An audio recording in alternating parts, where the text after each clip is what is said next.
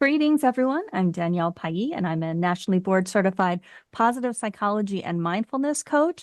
And today I'm joined once again with my friend and fellow coach, Toni Bator. Good morning, Toni. Thank you Good for being here. morning. So, Thank Toni is a certified neurodiversity and positive psychology coach, and she has specialties in many areas, one of which is working with the LGBTQIA plus communities. And she is here to share some of her expertise, some problems and challenges that she encounters when people come to her, what coaching clients are facing. And we're going to hopefully offer a few tips to take away before we leave today. So once again, thank you, Toni. thank you, Danielle. It's an honor to be here. Let's dive in. So the big question is, what challenges do you notice in coaching this population? What do you see the most of? I see a good deal of depression, feeling like they don't belong or lack of inclusion within the organizations that they may be working at. Is the Um, depression because they feel like no one understands them, or they feel like they have to hide who they are, or it's probably many different things? Many different factors. And I think, if we look at the world that we're living in today, work many times, we talk about psychological safety, right? Hmm. And think about being someone who is transgender and having to go to a meeting in a state where they can't even use a specific bathroom because they are not biologically of that gender. Yeah. So the psychological safety, they're basically trying to be as, what would you say, traditional or mainstream as Mhm. possible to not give anything away. It's almost like you're pretending to be someone you're not for the purposes of not getting hurt. Absolutely. Yes, yes. And I think that things have improved drastically since the time that I was in school, in college and my, first jobs. Um, but there was still that sense of not belonging and feeling like I had to hide my identity. And these days, I hear a lot about bringing your authentic self to work, right? And can we truly bring our authentic self to work if you work for an organization that um, doesn't even accept DEI, Yeah, right? right. States that who have eliminated DEI programs. So how can we be more supportive of the LGBTQIA plus community at work and in our friendships?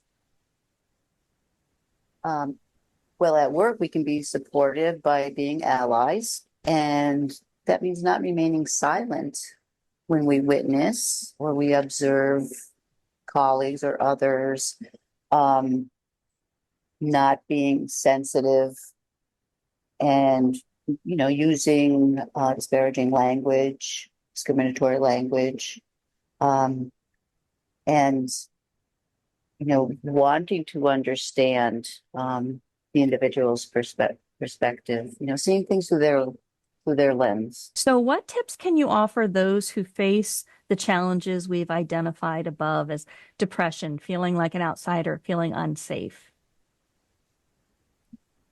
If I am seeing the individual for coaching, and if they divulge that they are feeling depressed and that it's impacting their life, um, I will encourage them to seek therapy.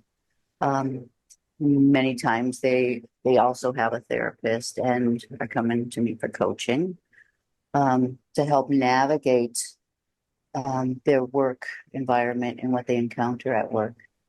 I also encourage them in their work environment to document everything that they experience, and to speak with HR.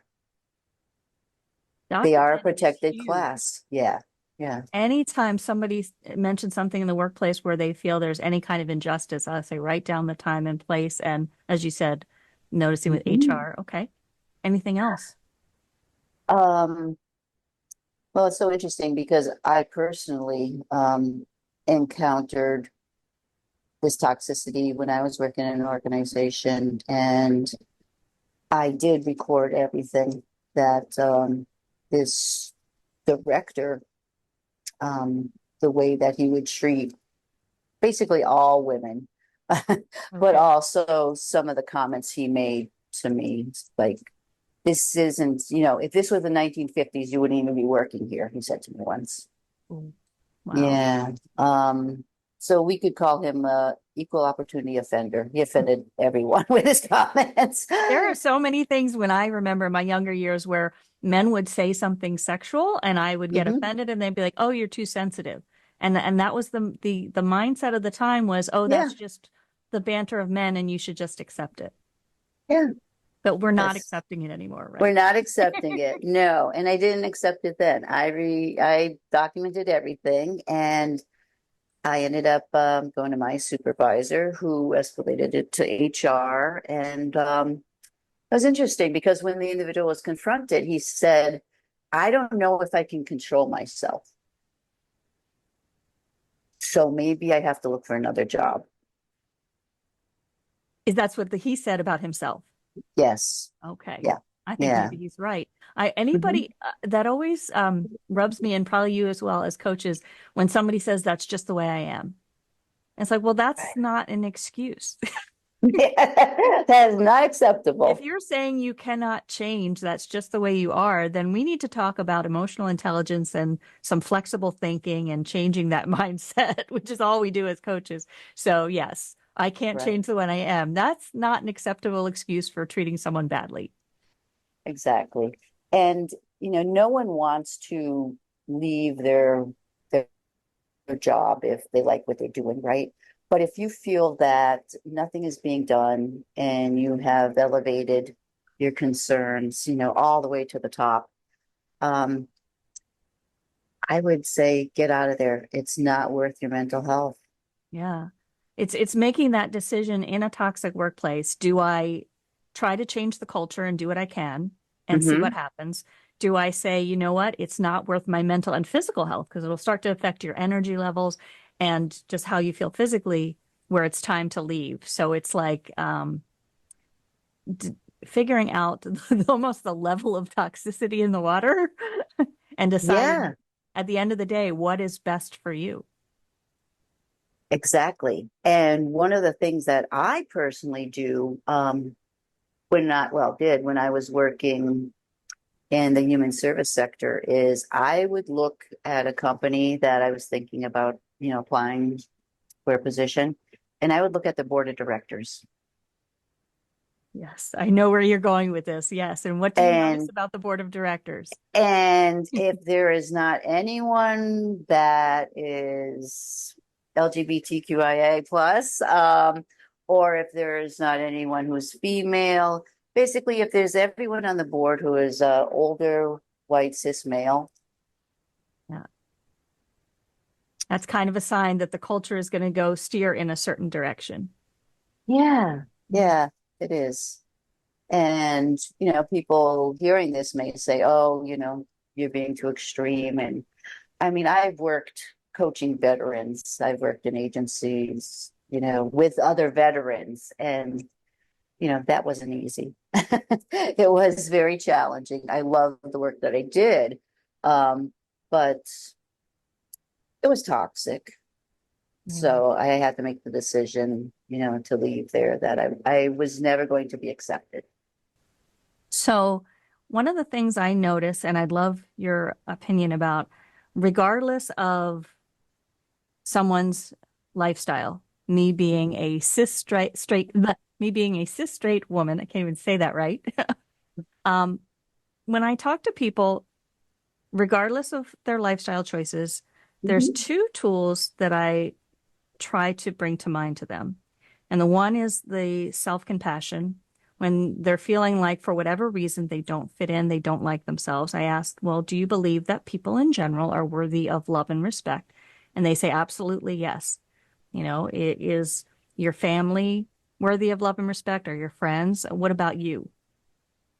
And they might say, I know I am, but I don't feel it. And so we work on building self-worth, practicing some self-compassion.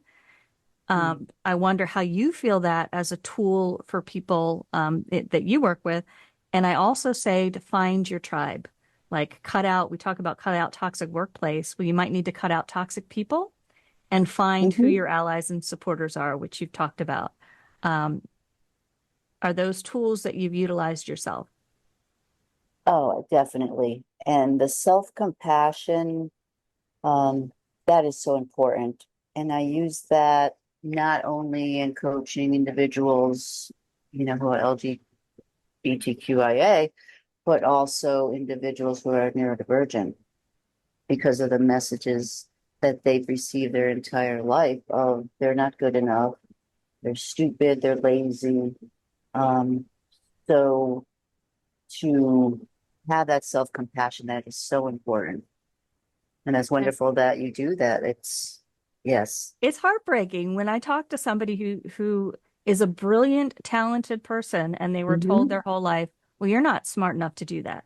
Hmm. And then they'll internalize and say, well, I can't learn that. I'm not smart enough. I'm stupid. And I'm like, do you hear what you're saying to yourself? Would you say that to a friend? Because I'm pretty sure you would not.